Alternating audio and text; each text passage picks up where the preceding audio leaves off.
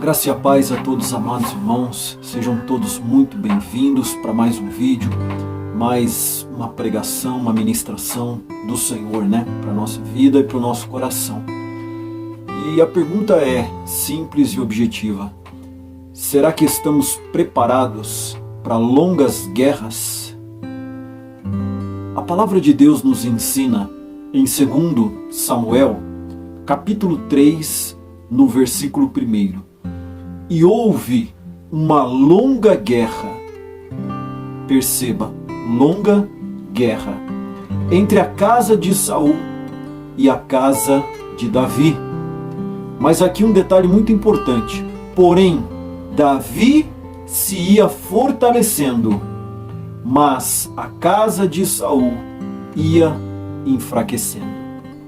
Amados irmãos, existem guerras em nossas vidas, lutas, batalhas, adversidades que são longas.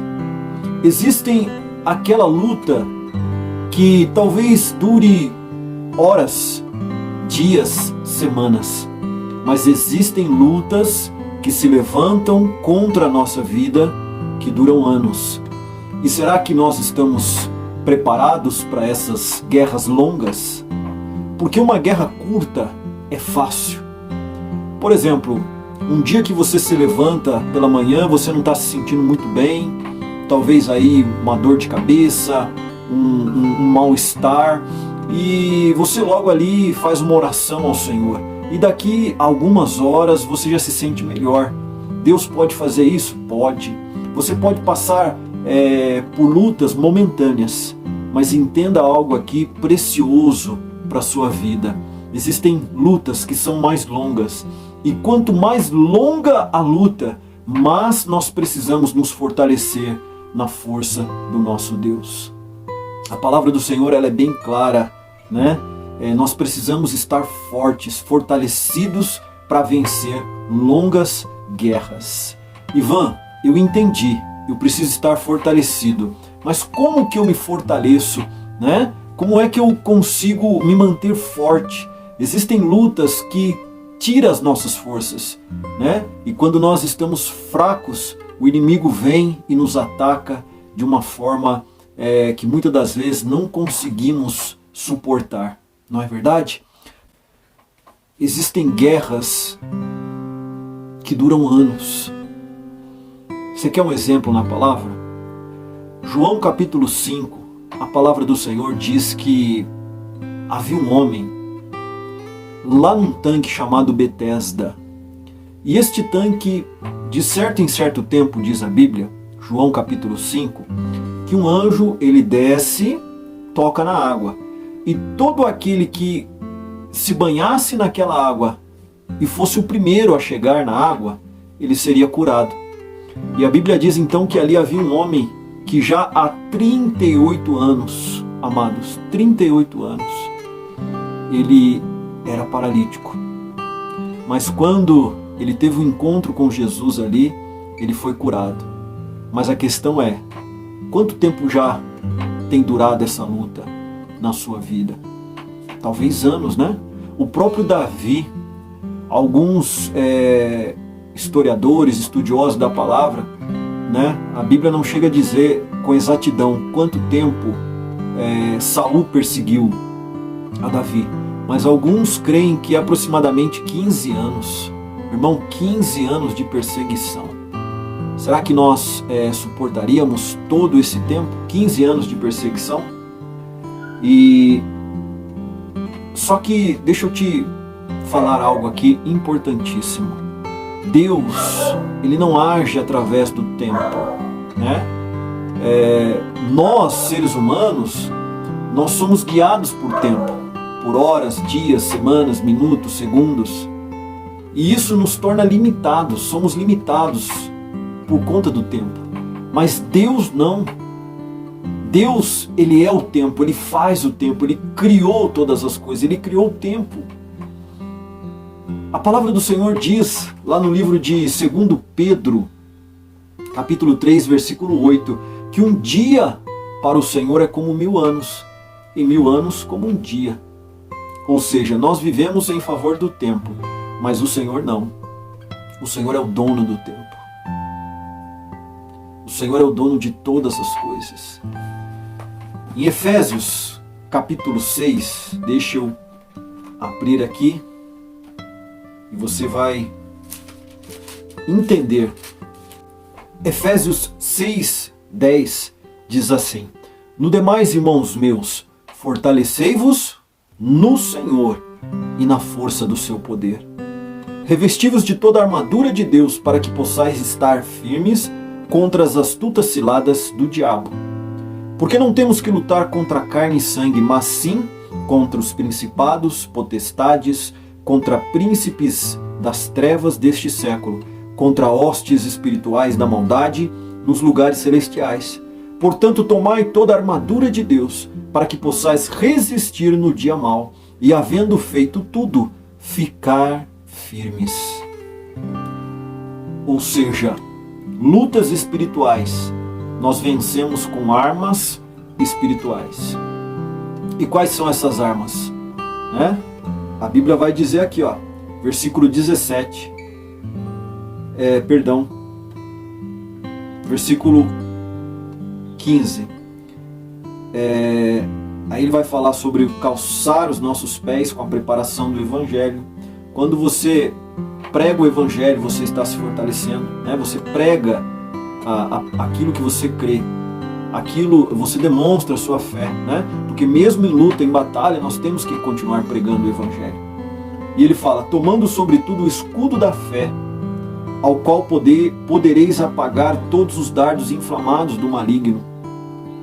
Tomai também o capacete da salvação, a espada do Espírito, que é a palavra de Deus, orando em todo o tempo, com toda oração e súplica no Espírito, vigiando nisto, com toda a perseverança, súplica por todos os santos. Oração, meu irmão, guerra, batalha, leitura da palavra. Se você conhece a palavra de Deus, você vai lembrar a tentação de Jesus, como que Jesus venceu o diabo? Com a palavra. É com a palavra de Deus que nós vencemos. A palavra de Deus tem que estar na nossa boca, no nosso coração, todo o tempo, com perseverança, Em Romanos 4,16, a palavra de Deus fala que Abraão, ele se fortaleceu na fé, dando glória a Deus. É outra forma de nós nos fortalecermos, é dando glória a Deus, porque você não pode dar glória ao diabo naquilo que o diabo tem feito. Você tem que glorificar a Deus naquilo que ele tem feito e acreditar que o Senhor é poderoso para fazer muito mais abundantemente, diz a palavra de Deus, aquilo que estamos pedindo ou pensando. E há uma curiosidade muito grande aqui, muito interessante. Abraão, amados, primeiramente, o nome dele era Abrão, que quer dizer pai alto. Uma das traduções quer dizer pai alto. Mas Deus muda o nome dele para Abraão, que significa pai de muitas nações. E o interessante é que até aqui, Abraão não tinha nenhum filho. Então você imagina, ou talvez você se pergunte, por que Deus fez isso? Por que Deus mudou o nome de Abraão? Justamente para que a profecia estivesse na boca dele. E sempre que alguém perguntava qual é o teu nome, ele dizia: meu nome é Abraão. Quando alguém perguntava qual é o seu nome, ele dizia: eu sou pai de muitas nações. E talvez alguém poderia dizer: mas e quantos filhos você tem? E aí ele dizia: eu não tenho nenhum, mas Deus me fará pai de muitas nações. Por isso que o nome de Abraão foi mudado, meu irmão. Então nós temos que glorificar o nosso Deus. Talvez você está passando por uma luta aí, uma enfermidade, uma doença, um problema financeiro, um problema na família, um problema sentimental no seu casamento, no trabalho, não sei. Mas você não pode glorificar o diabo. Você tem que glorificar a Deus, dizendo: Deus já me curou, Deus já me transformou, Deus já mudou a minha casa, Deus já mudou a minha família, Deus já reverteu essa situação. Glorificar o nome do Senhor. Em Lucas 4,13, a palavra do Senhor vai dizer que após a tentação de Jesus, o diabo o deixou por algum tempo, ou seja, o diabo vai, mas ele vem, ele volta. Não com o mesmo problema talvez, mas talvez com outro problema, outra situação diferente. Mas nós temos que continuar firmes, até para ser salvo. Tem algumas pessoas que pregam, uma vez salvo, sempre salvo. Não é assim não, irmãos. A palavra de Deus diz que aquele que perseverar, Mateus 24,13, aquele que perseverar até o fim, esse será salvo. Então você tem que ir até o fim. A batalha está longa, mas você tem que ir até o fim.